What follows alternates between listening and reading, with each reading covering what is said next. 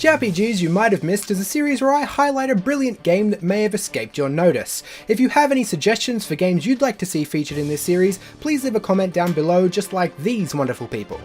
And as you might have guessed from those comments, today we are going to feature The Legend of Heroes Trails of Cold Steel.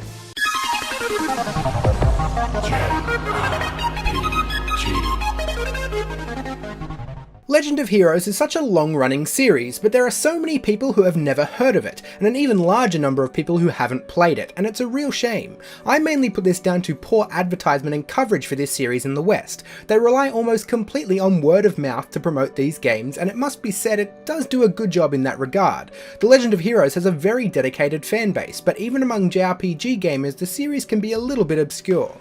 The Legend of Heroes series is split up into trilogies. You may have heard of Trails in the Sky before, or perhaps Trails of Cold Steel, which I'm focusing on today. Trails of Cold Steel 1 and 2 both have been released on the PlayStation 3 and PlayStation Vita over the last few years, and the Cold Steel trilogy will come to its end on the PlayStation 4 sometime this year. The developer, Falcom, have lovingly crafted the games in this series to focus on world building, narrative, and most importantly character development and relationships, and Trails of Cold Steel is no different. The character writing in these games are second to none. Within 30 minutes of the opening section of Cold Steel, I laughed at an interaction between two characters that I knew almost nothing about yet.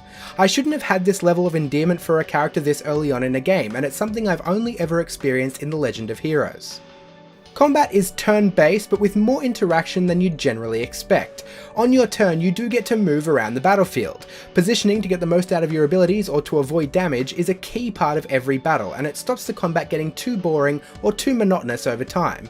And trust me, there is plenty of time for that to have been the case. Cold Steel and the rest of the series are huge games. You're really going to have to dedicate some time to get through Trails of Cold Steel. Just the main story is going to set you back more than 60 hours. I don't even want to think about how long a completionist run would take, but it has to be close to double that.